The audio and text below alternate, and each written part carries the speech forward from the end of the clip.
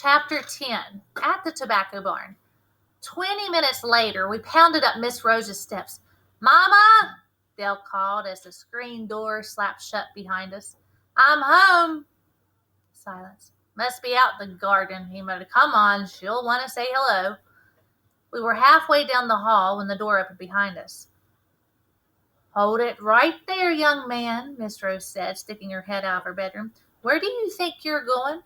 I knew from the panic on Dale's face that he'd forgotten he snuck out last night to come to my house. How he forgets these things remains to be a mystery to me. "Morning, Miss Rose. Nice morning sleep in, ain't it?" "I imagine it would be if I had the wherewithal to live that way," she said, the frost in her voice nipping my ears. Her green eyes settled on Dale. "What do you have to say for yourself?" "Morning, Mama," Dale said, offering a weak smile. "Did you find my note? I left one so you wouldn't worry." "A note?" she said, fishing through her skirt pocket. "A note. Let me see if I can lay my hands on a note. Oh, that's right. I found something on your bed when I went in to wake you for breakfast. Here it is. And what a happy circumstance." Somehow I doubted the circumstance wasn't going to be happy much longer. She held out a crumpled scrap of paper and adjusted her reading glasses. "Mama," she read, "I am a murder suspect over at Moe's if you need me. Please do not worry, your loving son, Dale." She glanced up. "Is that the note you're referring to?" Dale shifted. "It sounded better when I first wrote it." "A murder suspect?" she said, her voice rising. "I'm innocent," he said. "I know, Miss Rose, you could say this is my fault in an odd way," I said, easing into the situation. "You'll probably be surprised to learn I'm the one that called Dale last night about the murder suspect situation. As it turns out, Dale ain't actually been named, so it's a false alarm in a way."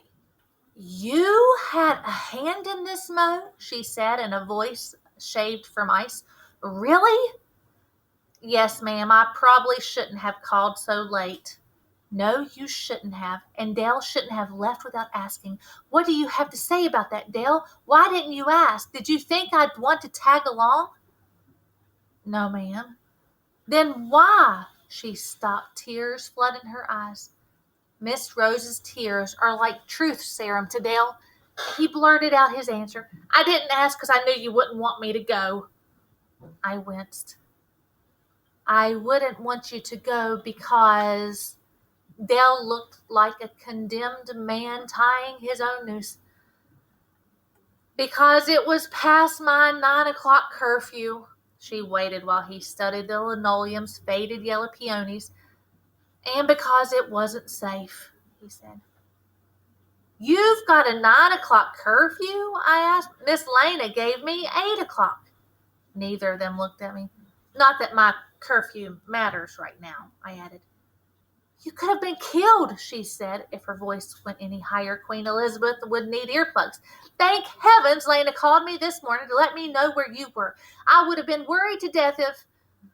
She took a shaky breath. "What am I going to do with you?" Fear clouded his eyes.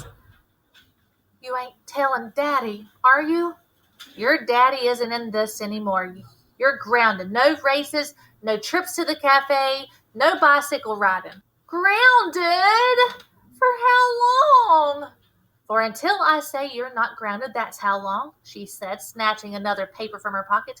"And as long as you're staying home for the foreseeable future, I have a few chores for you. First of all, I'd like you to clean out the tobacco barn." "The tobacco barn?" Dale said, surprise ringing his voice. "I thought you'd make me weed the garden or cut the grass." "Hush," I whispered. "Why clean out the tobacco barn? Nobody's used it for years." "I'd also like you to repair the things under the shelter." "What things?" "Things I've had put there, and I want the stable cleaned out, and the manure behind the stable should be composted by now. I'd like for you to take it to the garden. You could use my wheelbarrow." "Miss Rose," I said, I hate to interrupt, but the truth is, Dale and me, we got plans. We just opened a detective agency. Maybe you've heard of us, Desperado Detectives. We got a murder to solve. She didn't even look up. In that case, Mo, I suggest you open a branch office in the tobacco barn because that's where Dale's going to be for a long time to come. Oh, Mama, don't you all mama me, she replied, her hands going to her hips. We froze until she turned and headed for the kitchen. Dale, that barn's not cleaning itself. You see any snakes, sing out and I'll come running, she said, nodding toward the shotgun by the door. Miss Rose shoots better than anybody in the county, save the colonel. I'll be out in a little while to see how you're doing, and you had better be there, and you better be busy. Yes, ma'am. She glanced at me. What are your plans today, Mo? I figured me and Dale would look into Mr. Jesse's murder today, maybe crack the case. If there's a reward, we're hoping to share the money with you. Isn't someone else working on that? An adult, perhaps? She asked. Yes, ma'am. Detective Joe Starr, I said, as she turned on the tap at the sink and grabbed a bottle of Joy. Dale's daddy refuses to buy a dishwasher. He says if he bought a dishwasher, he wouldn't need a wife. The thing is, Dale and me are privy to information Joe Starr ain't. Like, Mr. Jesse had a girlfriend. Starr doesn't know that. Miss Rose just stood there. And the girlfriend has a husband, Dale said. Starr doesn't know that either. Nothing. The gossip of the century, and she didn't even flinch. Dale, she said without looking up, are you still standing there? No, ma'am, he sighed, and he shuffled towards the door. Queen Elizabeth II joined us halfway across the backyard. Dale side-armed a stick into the field of deep green, knee-high tobacco plants.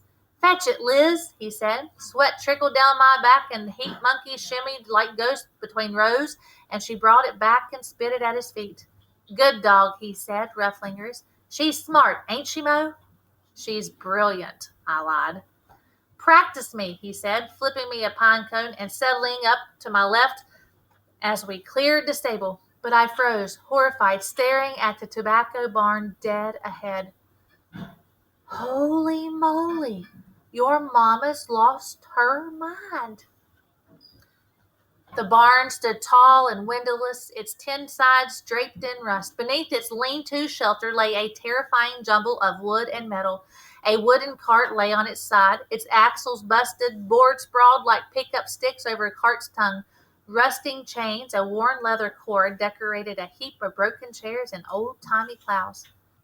Dale's shoulders sagged. You're going to have to work the murder scene by yourself, Mo. In fact, you may have to go to high school by yourself because that's how long it's going to take me to finish these chores.